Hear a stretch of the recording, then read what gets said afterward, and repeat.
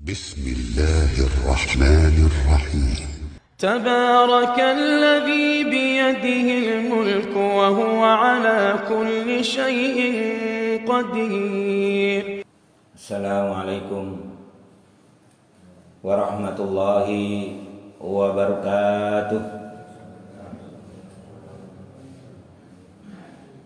Innal hamdalillah nahmaduhu wa nasta'inuhu wa nastaghfiruh. Sungguhnya segala puji kita kepada Allah Subhanahu wa taala wahdah satu-satunya. Karena pagi ini syukur kita alhamdulillah kita diberangkatkan Allah ke masjid. Kekuatan Allah yang begitu sangat besar dan sangat luar biasa. Meskipun setan selalu mengiringi langkah-langkah kita untuk menuju ke dalam masjid ini. Bahkan sampai ke dalam masjid pun setan selalu menggoda kita dengan berbagai macam bisikan agar kita tidak melaksanakan ketaatan kepadanya. Salah satu contoh kecil misalkan, saat kita terbangun kita bebas dari setan, terus digoda, tapi akhirnya kita berhasil berangkat ke masjid. Masuk masjid pun kita berhasil, tapi di dalam masjid selalu setan membisiki kita. Misalkan, oh kalau imam yang itu bacanya lama, setan sudah menaiki kita nih, sudah berusaha untuk menyelipkan godaan-godaan agar kita tidak melaksanakan ketaatan kita kepada Allah Subhanahu wa taala. Oh, nanti habis sholat subuh ada kultum. Yang kultumnya itu yang membawakan selalu tidak enak membawakan materi. Nanti pulang duluan saja. Setan selalu membisiki. Bahkan di tengah perjalanan pun kadang-kadang setan masih terus akan menggoda kita. Terus kapan setan ini berhenti menggoda kita?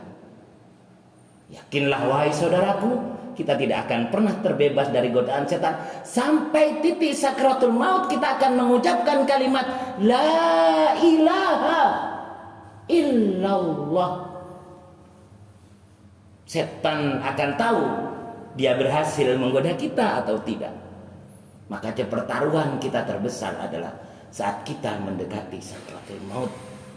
Makanya Rasulullah membekali kita dengan doa, Allahumma hawin alaina fi sakaratil maut wa najatan minan nar wal afwa indal hisab. Itulah bekal modal Rasulullah yang diberikan kepada kita untuk kita amalkan bersama. Hadirin jamaah salat subuh yang insyaallah semuanya diberkahi Allah Subhanahu wa taala. Amin. Pagi ini izinkan kami menyampaikan tentang kedekatan kita akan datangnya bulan Ramadan yang insya Allah 2 pekan lagi akan menghampiri kita. Terus bagaimana persiapan Rasulullah dan sahabat saat akan menyambut bulan Ramadan? Nah, kalau kita memang benar-benar taat dan beriman, percaya kepada Rasulullah, maka hendaknya beberapa tuntunan Rasulullah dan kebiasaan Rasulullah kita praktekkan di dalam kehidupan ini. Yang pertama, saya kutip dari kitab Lataiful Ma'arif karya Imam besar Imam Ibnu Rajab menyampaikan, kanu yatasabaquna bisittati ashhurin qabla. Sesungguhnya Nabi besar Muhammad sallallahu alaihi wasallam dan para sahabat itu menanti kedatangan bulan Ramadan ini 6 bulan lamanya. Wa yad'una bisittim ba'dah, dan berdoa agar apa yang dilakukan selama bulan Ramadan itu, selama sebulan itu, berdoa agar dikabulkan semua amalannya itu 6 bulan setelahnya. Melalui beberapa doa yang masuk, Rabbana taqabbal minna innaka antas samiul alim wa tub alaina innaka antat tawwabur rahim. Allahumma inna nas'aluka ridhaka wal jannah wa na'udzubika min sakhatika wan nar. Banyak sekali redaksi-redaksi doa yang bisa kita pelajari dari kehidupan para sahabat dan para rasul. Nah, Apa saja yang dipersiapkan mereka? Yang pertama, i'dadul quwah. Di dalam kitab Lataiful Ma'arif bisa disebutkan i'dadul quwah, persiapan jasmani dan rohani. 14 hari ini kita berusaha bagaimana menyambut Ramadan secara fisik, kita tidak sehat, kita tidak sakit dan lain sebagainya. I'dadul quwah, menyiapkan kekuatan kita untuk menyambut bulan Ramadan. Itu kebiasaan Rasul yang pertama. Yang kedua adalah i'dadul mal, mempersiapkan harta kita di bulan Ramadan, menuju bulan Ramadan nanti. Apa maksudnya? Banyak para mufassirin yang dan sering kejadian adalah kalau sedekah itu memang sepertinya maksimal banget gitu di bulan Ramadan para donatur ini. Mungkin berdasarkan dalil ini, i'dadul mal, mempersiapkan harta. Yang ketiga, i'dadul ilmi, mempersiapkan ilmu dan pengetahuan. Termasuk mempersiapkan ilmu dan pengetahuan ini menyusun rencana-rencana, langkah-langkah apa yang akan kita lakukan di bulan Ramadan nanti. Kalau di bulan Ramadan yang lalu sholat sunnah kita, sholat wajib dan sunnah kita jumlahnya 49, mungkin Ramadan kita tahun ini bisa ditingkatkan lebih dari 49 rakaat.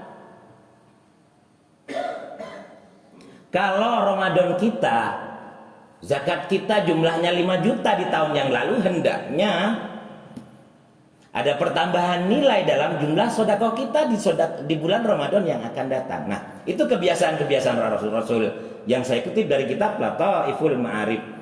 I'dadul quwah, i'dadul mal, i'dadul ilmi, persiapan-persiapan bagaimana kita menyambut bulan Ramadan.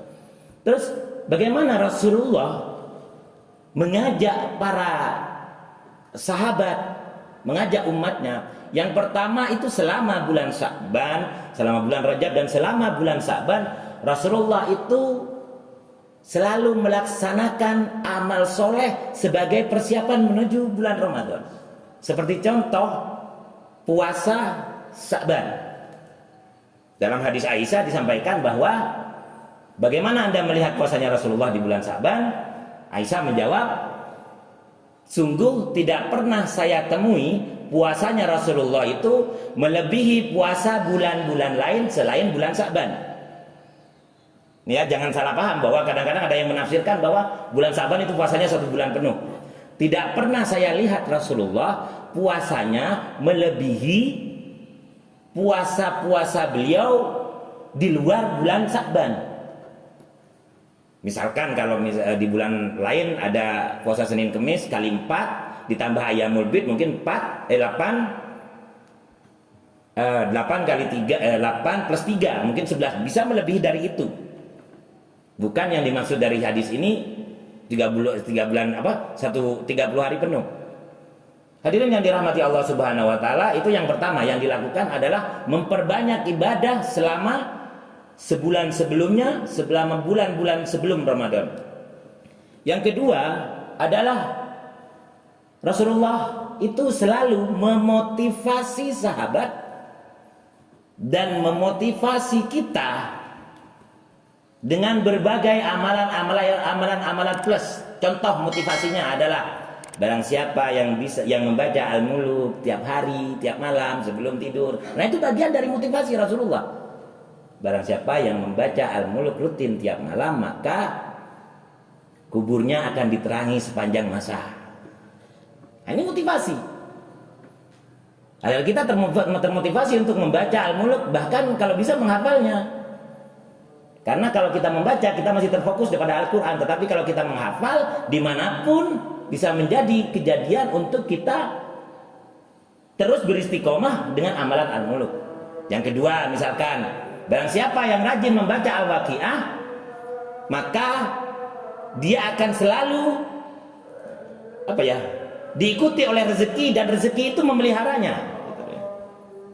Bukan pas langsung rezeki itu banyak uangnya dan lain sebagainya. Ini rezeki secara umum. Kemudian contoh motivasi lagi, barang siapa yang rajin membaca Al-Baqarah dan Ali Imran, maka Al-Baqarah dan Ali Imran ini menaungi kita ibaratnya payungnya double, Pak. Saat payungnya double, saat kita menuju saat kita dibangkitkan menuju surganya Allah, kita dipayungi oleh double gommataini bahasa Arabnya. Artinya dipayungi oleh mendung. Al-Baqarah memayungi, Ali Imran memayungi kita menuju perjalanan kita menuju surga. Ini contoh motivasi dari Rasulullah yang hendaknya kita umatnya turut mempraktekkan ibadah-ibadah tersebut. Semoga kita disampaikan ke bulan Ramadan dalam keadaan sehat walafiat. Semoga juga kita disampaikan kepada bulan Ramadan dipenuhi dengan barokah. Sebagaimana amalan yang ketiga, motivasi Rasulullah kepada sahabat adalah selalu berdoa untuk diberkahi. Makanya masyhur di kalangan kita sekarang ini akhir-akhir terdengar, Allahumma barik lana fi Rajaba wa Sya'bana wa ballighna Ramadan. Banyak yang sering berdoa gitu, tetapi setiap kami tanya, apa tahu maknanya? Tahu. Apa maksudnya? Nah, ini yang perlu kita perhatikan.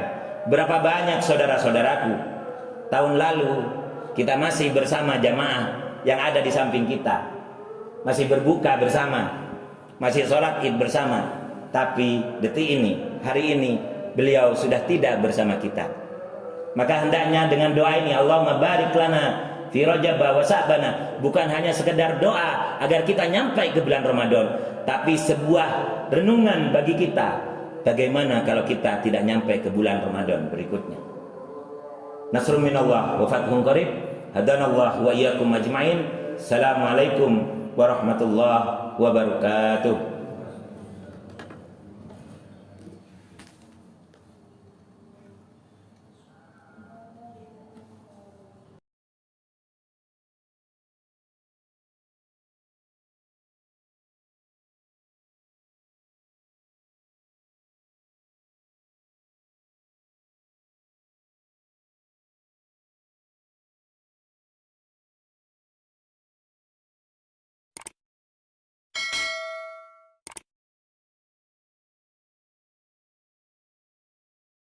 إنك سميع قريب مجيب الدعوات. وصل اللهم على نبينا محمد وعلى آله وصحبه أجمعين.